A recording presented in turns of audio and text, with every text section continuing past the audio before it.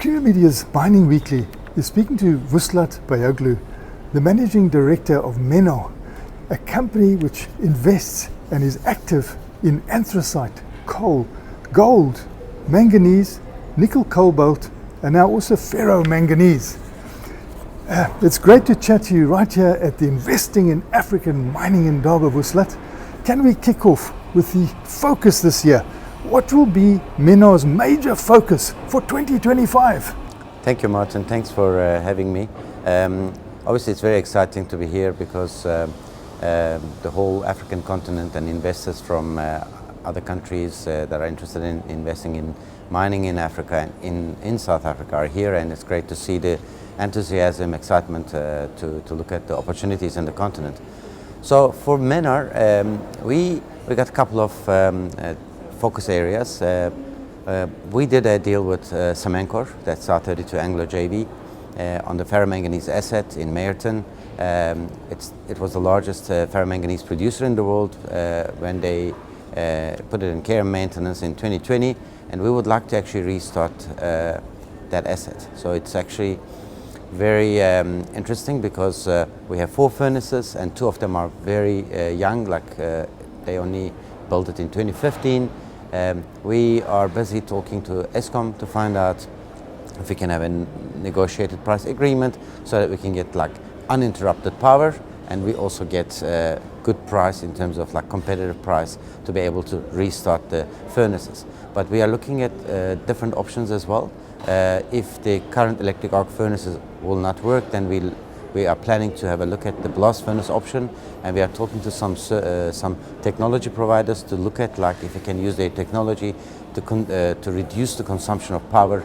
Actually, it can reduce the consumption to 1/3 of the existing need for the smelting. So we are evaluating all these options. There is slag dump, massive slag dump on the property. We are looking at recovering metal, ferroalloys from that. That's something that we would like to immediately start when we take over the asset. But we also look at like if we can do a battery grade manganese metal. That's an opportunity for us. There's an asset in the country at the moment. It's very old, but we are looking at like maybe we can invest for the new technology and then make South Africa a player in the manganese metal business. Actually, if we can revive ferromanganese asset, which was called Met Alloys, we call it now Kwela Met, we will be the only ferromanganese producer in the country because Assmang has decided to close Cato Ridge operation, which is sad.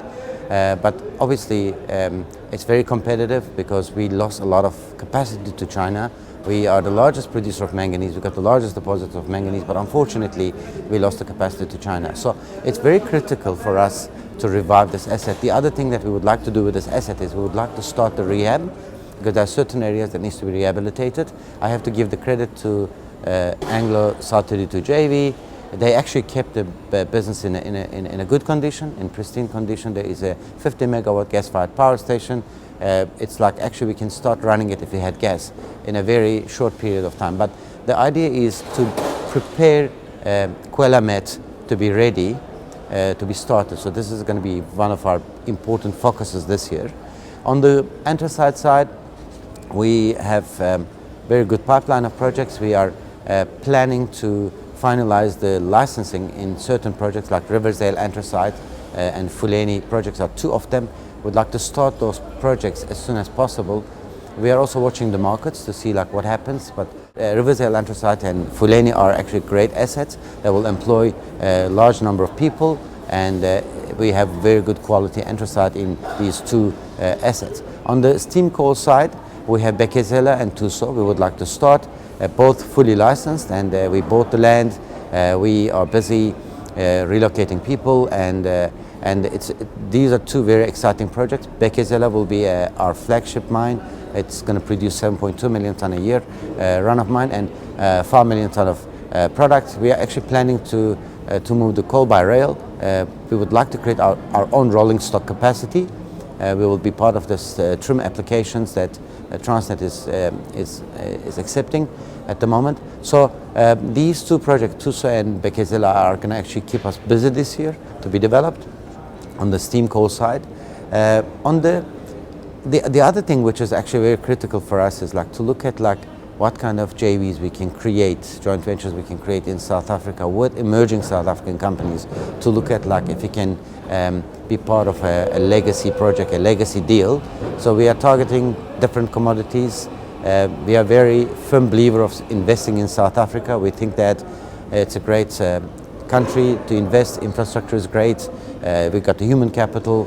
Yeah, we've got challenges with Eskom and Transnet, but I think current administrations of Transnet and Eskom are addressing those. But we are very actually excited to look at like how we can re-industrialize, how we can be part of the re-industrialization in South Africa by bringing ferromanganese asset back, and also by investing in steam coal and anthracite to be part of the system that creates jobs, to be part of the system that contributes to the GDP of the country. Fantastic. And just getting to South Africa and critical minerals, the whole issue of critical minerals. How prepared do you think South Africa is to seize the opportunities in the critical mineral space, and what can be done to attract investment? Okay, Martin, we also heard the Minister Mantashe is very excited when it comes to these kind of things, which is great actually to have a minister who's got the excitement about the mining industry in the country. So, look, I think every mineral is critical in our lives. If you look at what we produce in South Africa, obviously critical minerals for us at the moment, for South Africa and South African miners, chrome is a critical mineral, manganese is a critical mineral, PGMs are critical minerals, iron ore is critical, coal is critical, because we got applications that are very critical for us in South Africa and for the world. I mean, you cannot make stainless steel without chrome. It's critical. I mean, and who is the biggest stainless steel manufacturer in the world? China. Okay, who is the biggest steel manufacturer in the world? China. And manganese is very important for making steel as well. So these are critical. If you don't have manganese, or if you don't have chrome, you can't make steel and stainless steel. So a country like China that produces 1 billion tons of steel, that's actually 60% of the steel production in the world. Without manganese and without chrome, they are in trouble. So it is extremely critical for China, both manganese and chrome. PGMs, for catalytic converters, without PGMs you can't do anything, because you have to deal with the bad gases coming from the exhaust, and you need to have PGMs. I think PGM industry took a different view about like marketing themselves in the past, but maybe they're seeing like their shortfalls now. But catalytic converters are still very important, even though we have electric vehicle revolution that's happening in the world, which is undeniable. We have to accept that. But PGMs will still play an important role, and South Africa being the largest producer in the world and having the largest deposits in the world, so PGMs are critical for our economy. So we have world-class infrastructure. We have really good human capital. What we are lacking at the moment is consistent power. So current administration of Eskom addressed a lot of challenges of Eskom had in the past. I think they stabilized the business, but now they need to come up with the right plans for the future. And I think it's critical for us to learn that, because that's going to affect all of our lives in business. So that's one aspect. The other aspect is, in terms of critical minerals, is the role of Transnet. Without having stable business in terms of like moving our bulk minerals to the different parts of different ports of South Africa, we don't have business. So Transnet is critical, and we need Transnet to play their role in this whole game. Then the other thing, important thing for critical minerals, being ready for critical mineral maybe boom, is cadastral system. So I don't know what is actually not happening, because it's not ready yet, and we've been talking about this for a long time.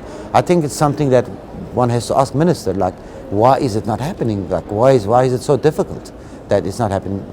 I think they appointed a contractor, but I'm sure we will see the results of that. But cadastral system is critical, because it's important for the investors to know that there is no issues with the overlapping right.